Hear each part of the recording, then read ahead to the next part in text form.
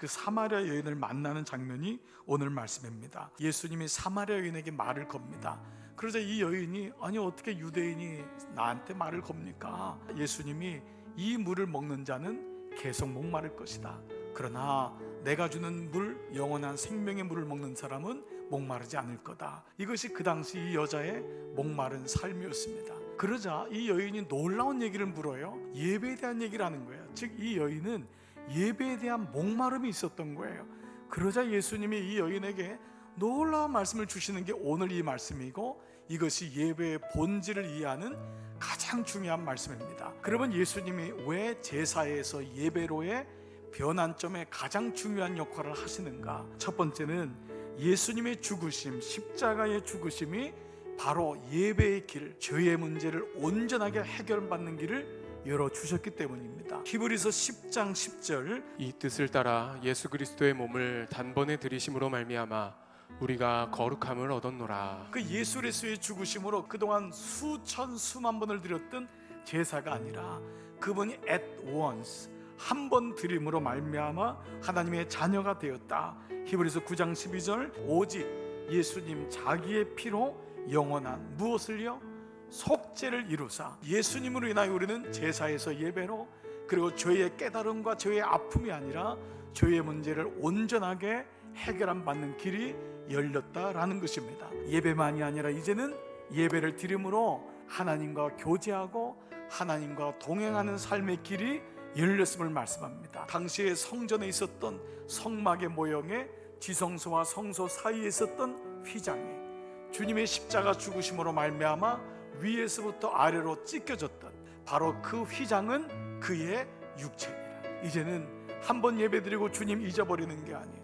하나님의 영 성령께서 내 안에 계심으로 주님과 동행하는 삶을 얻은 축복을 예수님 때문에 얻게 된 것입니다. 너희는 무엇인지도 모르고 예배하지만 우리는 예배 드리는 분을 잘 알고 있다. 자, 여러분, 이게 예배의 본질입니다. 우리는 예배 드리는 분이 누군지를 아는 것이 예배라는 것입니다.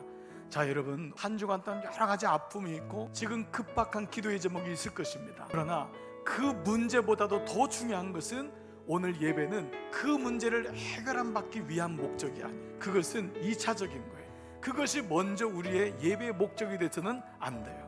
사마리아 여인도 목마른 여인이에요. 그래서 내가 언제까지 이 생활을 해야 되나? 언제까지 이 남편이랑 살아야 되나? 이런 삶의 문제가 있는 거예요. 그러나 예배는 예배 드리는 분이 누군지를 알아야 된다. 미련한 다섯전이요, 슬기로운 다섯전이요. 여러분, 왜 미련하죠? 주님이 오실 때를 모르고 있어요. 왜 지혜롭죠? 신랑이 오를 때를 알고 기름을 준비한 거예요. 신랑이 목적되는 거예요. 청지기는 뭐죠?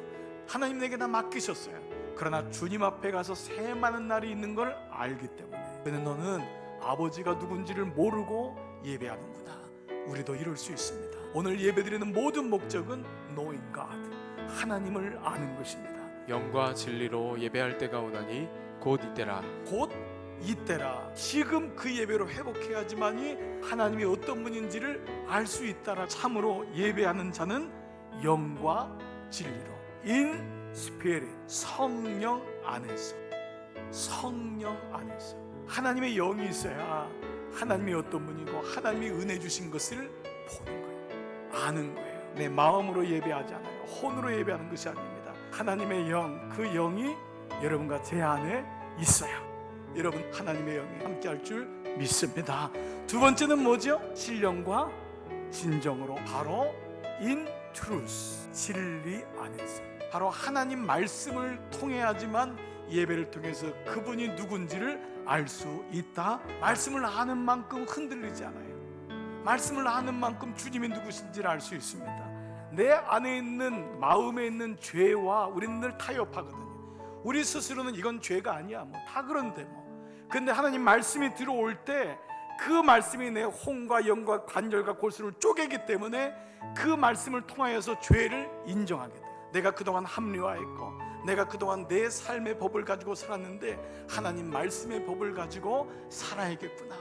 이것이 내 마음속에 들어오는 것입니다. 사랑하는 여러분, 여러분의 예배는 어떠하십니까? 성령 안에서 예배하고 계십니까? 그분의 말씀 안에서 예배하고 있습니까? 성령님을 늘 초청하시고 성령님과 동행하십시오. 말씀으로 기도하시고 말씀으로 중보하시고 말씀이 내 안에 깊이 들어올 수 있도록 말씀의 사람이 되십시오. 그럴 때 우리는 비로소 온전한 예배자가 될 수 있습니다. 여러분의 모습을 통하여 하나님 기뻐하시고 예배자로 승리하시기를 주님의 이름으로 축복합니다. 이번 한 주간도 여러분 삶 가운데 예배 은총이 함께 하시기를 축복합니다. 아멘.